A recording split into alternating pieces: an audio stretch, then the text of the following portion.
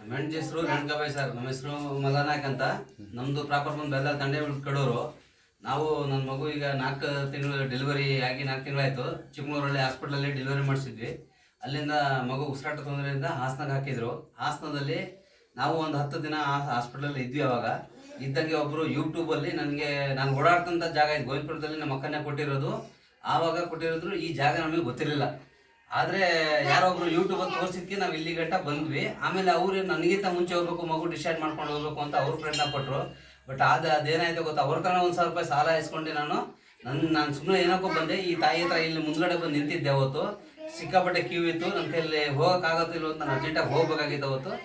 ಆದ್ರೂ ಒಬ್ರು ನನ್ನ ನೋಡ್ಬಿಟ್ಟು ಏನಣ್ಣ ಅಂದ್ರು, ಏನಣ್ಣ ತಾಯಿ ದರ್ಶನ ಮಾಡೋ ಫಸ್ಟ್ ಹೋಗು ಅಂತ ಹೇಳಿ ಒಳಗಡೆ ಕಳಿಸಿ ಅಂದ್ರು. ಇಲ್ಲಿ ಬಂದು ಹೋದ್ವಿ. ಎರಡೇ ದಿನ ಎರಡು ದಿನಕ್ಕೆ ನನ್ನ ಮಗುನ ಐಸಿಯುಯಿಂದ ವಾಪಸ್ ಕೊಟ್ಟರು. ಹಾಲು ಕುಡಿಸಿಲ್ಲ. ನಾನು ಅದನ್ನ ಬಿಟ್ಟು ಇನ್ನೊಬ್ರು ಒಂದು ಚಿಕ್ಕ ಮಗು ಮಗುಗೆ ಗ್ಯಾರಂಟಿ ಕೊಟ್ಟಿರಲಿಲ್ಲ ಅಂತ ಕಿಡ್ನಿಲಿ ಒಬ್ಬ ಕಲ್ಲಿತ್ತು ಅಂತ ಒಬ್ಬ ಮಗು ಹುಡ್ತಾನಿಗೆ. ನನಗೇನು ಹೇಳಿದ್ರು, ಅಣ್ಣ ಒಬ್ರು ದೇವಸ್ಥಾನ ಹೇಳಿದ್ದಾರೆ, ಆ ದೇವಸ್ಥಾನದ ಆ ತಾಯಿ ಹೆಸರು ಹೇಳ್ಕೊಡ್ರಿ ಅಂದ್ರು.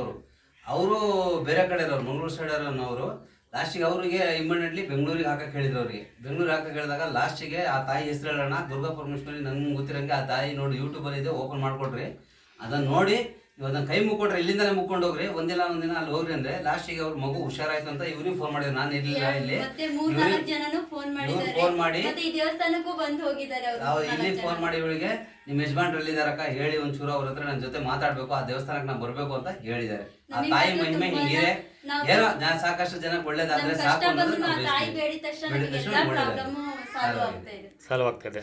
ಇಲ್ಲಿ ಬಂದ್ಬಿಟ್ಟು ಏನು ತೊಂದರೆ ಇಲ್ಲ ನಿಮ್ಗೆ ದೇವಸ್ಥಾನದಲ್ಲಿ ಬಂದು? ನನ್ನ ಮಗು ಅಲ್ಲಿಂದ ಬರ್ಬೇಕಾದ್ರೆ ನಾನು ಕರ್ಕೊಂಡ್ ಬರ್ಬೇಕಿತ್ತು, ಸ್ವಲ್ಪ ದಿನ ಲೇಟ್ ಆಯ್ತು. ಆದ್ರೂ ಯಾಕೋ ಮನ್ಸು ತಡಿಲಿಲ್ಲ. ನಾನು ಬೆಂಗಳೂರಲ್ಲಿ ಬೆಂಗಳೂರಲ್ಲಿ ಈಗ ಅವಳಿಗೆ ಕರ್ಕೊಂಡು ಇಲ್ಲಿಗೆ ಬಂದಿದ್ದೆ. ಈ ದೇವಸ್ಥಾನದಲ್ಲಿ ಇಲ್ಲಿ ಬಂದಾಗ ಏನು ಪೂಜಾರಿಗಳು ಅವ್ರು ಏನು ತೊಂದರೆ ಇಲ್ಲ ನಿಮ್ಗೆ? ಏನಿಲ್ಲ, ಏನ್ ತೊಂದರೆ ಇಲ್ಲ. ದೇವ್ರಿಗೆ ಒಳ್ಳೆ ನೀವು ಹೇಳಿದ್ದೆಲ್ಲ ಕೆಲಸ ಮಾಡ್ಕೊಡ್ತಾರೆ. ನಮ್ದಾಗಿದೆ. ಒಳ್ಳೇದಾಗ್ಲಿ ಎಲ್ಲರಿಗೂ. ನಿಮ್ಮ ಕಡೆ ದೇವ್ರಿಗೆ ಕಡೆ ನಿಮ್ಗೆ ಒಳ್ಳೇದಾಗ್ಲಿ. ಸರಿ.